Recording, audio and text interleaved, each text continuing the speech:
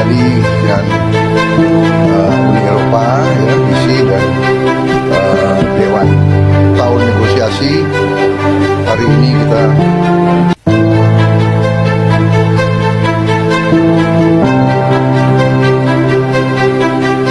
banyak pihak kembali muncul ke permukaan. Benarkah Presiden Prabowo Subianto sedang mencari cara untuk melepaskan Aceh agar merdeka?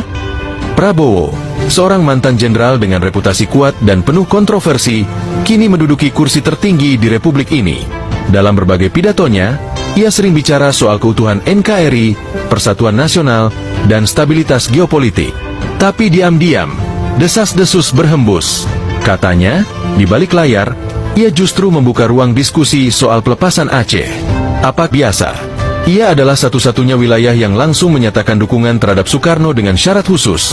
Aceh ingin diberi otonomi dan dihargai identitas Islamnya. Namun janji-janji itu tak sepenuhnya ditepati. Frustrasi pun meledak. Maka, pada tahun 1976, berdirilah Gerakan Aceh Merdeka, GAM, dipimpin oleh Hasan Tiro.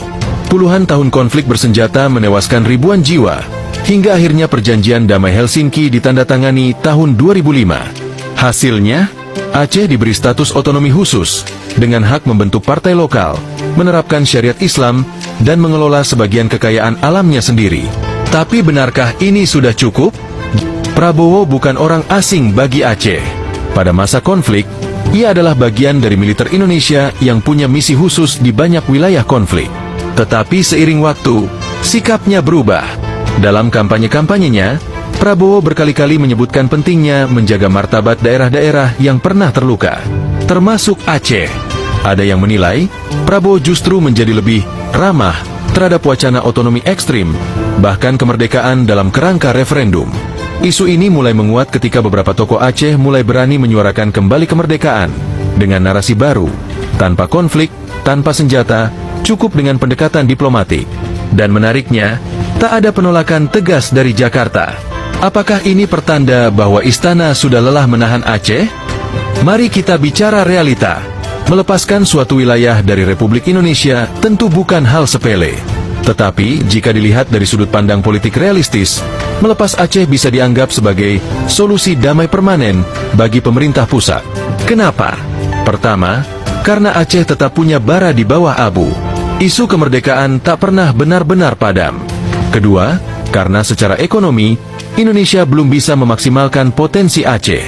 Banyak sumber daya alam yang justru lebih dinikmati oleh elit lokal yang dekat dengan pusat, bukan oleh rakyat Aceh. Ketiga, karena secara geopolitik, Aceh tak seperti Papua yang strategis dekat Samudera Pasifik. Aceh berdiri di pintu gerbang Samudera Hindia. Jika suatu saat melepaskan diri, ia bisa menjadi negara kecil yang netral seperti Brunei, dan tak akan terlalu mengguncang peta Indonesia, begitulah dugaan beberapa analis. Dan keempat, dari sisi politik dalam negeri, melepas Aceh dengan damai bisa jadi pencapaian monumental, membuktikan bahwa Indonesia bukan negara penakluk, tapi negara demokratis yang menghargai hak menentukan nasib sendiri. Disinilah letak teka-tekinya. Prabowo dikenal sebagai nasionalis tulen, tetapi nasionalismenya juga dibalut pragmatisme. Ia bukan sosok yang sentimental dalam bernegara. Jika melepaskan Aceh adalah jalan untuk stabilitas nasional, mungkin ia tidak akan menolaknya. Namun hingga hari ini, belum ada pernyataan resmi dari istana. Hanya desas-desus, bisik-bisik dari kalangan politik, intelijen, dan bahkan beberapa tokoh Aceh sendiri yang menyebut, tunggu saja. Prabowo hanya menyiapkan waktunya.